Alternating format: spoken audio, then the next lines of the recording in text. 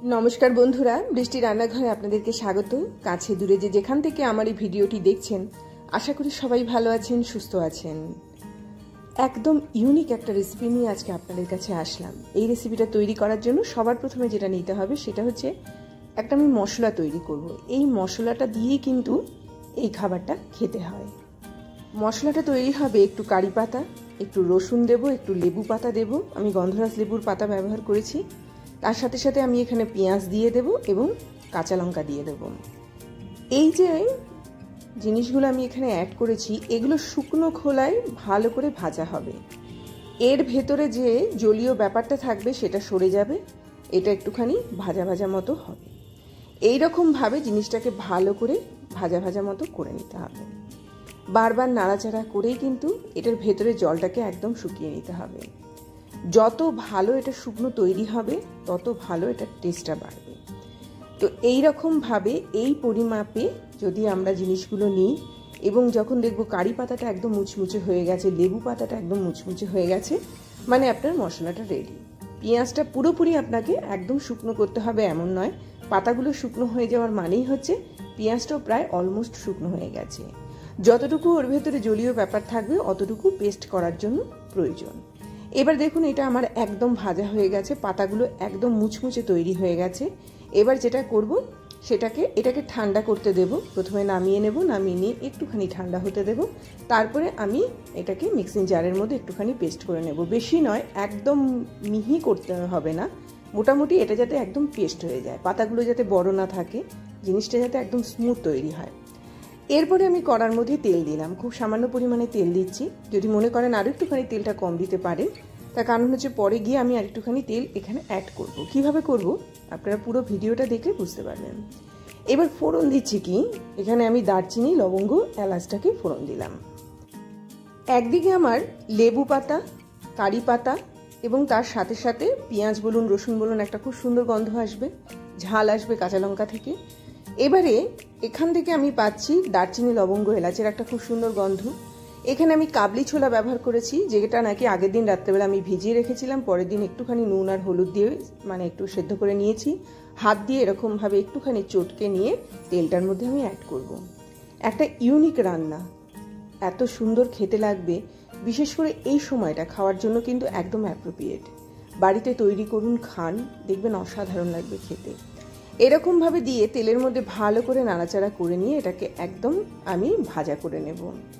কাবলি ছোলাটা খেতে এমন স্বাদ লাগবে, যদি কাঁচা অবস্থায় থাকে বা সেদ্ধ অবস্থায় থাকে সেটার স্বাদ অন্যরকম, তেলে একটুখানি ভাজা করে নিলে সেটা স্বাদ অন্যরকম। সেই জন্য আমি এখানে একটু তেলটা ব্যবহার করেছি, যাতে করে কাবলি ছোলাটা ভালোভাবে ভাজাটা হয়। এইরকমভাবে ভাজা করে নিয়ে তারপরে এর মধ্যে আমি ডালিয়া অ্যাড করব। কাবলি ছোলা থেকে আমরা প্রোটিনটা পাচ্ছি, ডালিয়া থেকে আমরা কার্বোহাইড্রেটটা পাচ্ছি, কিন্তু যাই পাচ্ছি সেটা শরীরের জন্য হেলদি, কারণ এটা ঘরে তৈরি একটা খাবার এবং এটা আপনারা 3 বেলায় খেতে পারবেন। এত সুন্দর খেতে, বিশেষ করে দুপুরবেলা খেতে বেশি ভালো লাগবে।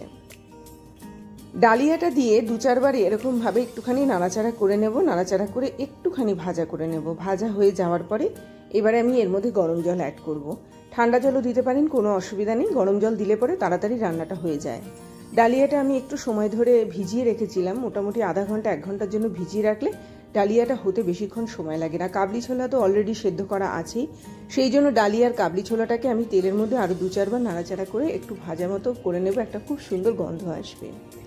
আমার এটা একদম দেখুন একদম রেডি হয়ে গেছে। আমি ডালিয়াটা একটুখানি মানে চেক করে দেখে নিচ্ছি ডালিয়াটা মানে প্রপারলি সেদ্ধ হয়েছে কিনা। ডালিয়াটা সেদ্ধ হওয়ার উপরেই কিন্তু জলটা নির্ভর করবে। তো ডালিয়াটা যদি দেখেন একটু বেশি সেদ্ধ হয়ে গেছে, এখানে জলটা সেই পরিমাপে দিতে হবে। আমি এখানে 1 কাপ মতো জল দিয়েছি, তাতে করে ডালিয়াটা পুরোপুরি সেদ্ধও হয়েছে এবং তার সাথে সাথে ঝরঝরে হয়েছে। যদি জলটা একটু বেশি পরিমাণে পড়ে যায় ভয় পাওয়ার কিছু নেই, আঁচটা বাড়িয়ে দিয়ে জলটাকে একটুখানি ড্রাই করে নেবেন। মশলাটা যেটা তৈরি করেছিলাম তার খানিকটা অংশ আমি এর মধ্যে অ্যাড করেছি, যাতে করে আমার অন্যরকম মশলা আর এর মধ্যে অ্যাড করতে মানে দরকার না পড়ে। বাকি মশলাটুকু আমি রেখে দেব, সবার শেষে এটা ব্যবহার হবে। এবার এর মধ্যে আমি জল দিয়ে দিলাম, জল দিয়ে একটুখানি নেড়ে নেব। নেড়ে নেওয়ার পরে এর মধ্যে পরিমাণ মতো নুন অ্যাড করব। এখানে কোনো রকম চিনির প্রয়োজন পড়ে না, সেই জন্য এটা শরীরের জন্য অনেকটা পরিমাণে হেলদি খাবার। মশলা দেখে নিয়েছেন, আমি অন্য কোনো জিরের গুঁড়ো, আদা বা এই ধরনের কোনো জিনিস আমি এখানে ব্যবহার করিনি, ধনের গুঁড়ো ব্যবহার করিনি। শুধুমাত্র প্রথমে যে আমি মশলাটা তৈরি করলাম সেই স্বাদেই পুরো খাবারটা খাবেন। সেই জন্য এটার স্বাদটা হয়েছে একদম অন্যরকম। সত্যিকারের কথা বলতে গেলে এই ধরনের খাবার এই সময় মুখে একটা রুচি নিয়ে আসে। আমি এটাকে ঢেকে রাখলাম প্রথমবারের জন্য, এটা ভালো করে যাতে সেদ্ধ হয়।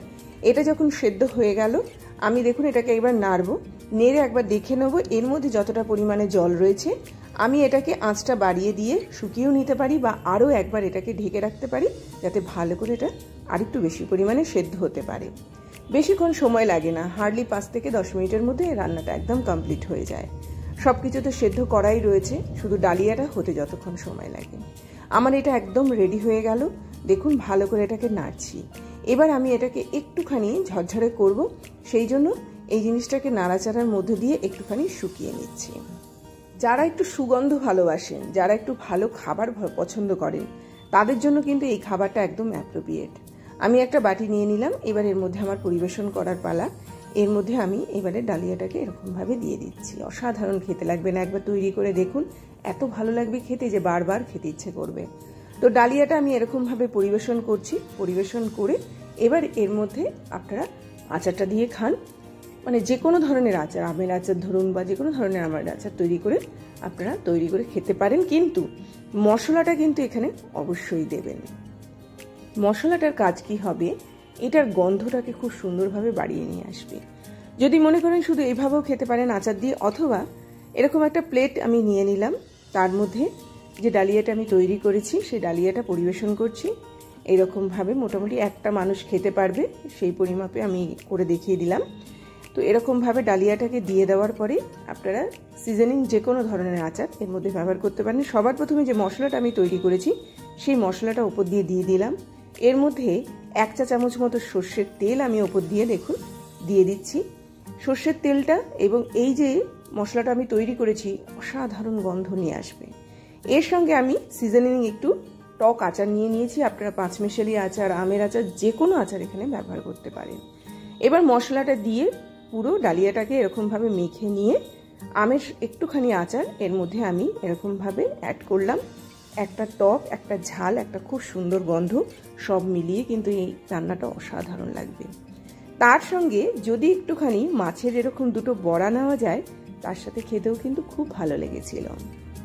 এই ধরনের রেসিপি আপনারা যত খাবেন এই সিজনে, ততই কিন্তু মুখে একটা রুচি নিয়ে আসবে। এই জন্য অবশ্যই বাড়িতে তৈরি করবেন। এই আশা রেখে আজকের মতো বিদায় নিচ্ছি। আবার আসবো একটা খুব সুন্দর ভিডিও নিয়ে। ততক্ষণ সবাই ভালো থাকবেন, সুস্থ থাকবেন, দেখতে থাকবেন বৃষ্টির রান্নাঘরে। অবশ্যই চ্যানেলটির পাশে থাকবেন, অবশ্যই চ্যানেলটিকে সাবস্ক্রাইব করবেন। আর এই রকম ভিডিও পাওয়ার জন্য অবশ্যই ভিডিওগুলোকে শেয়ার করুন। আরও আসবে, দেখতে থাকুন।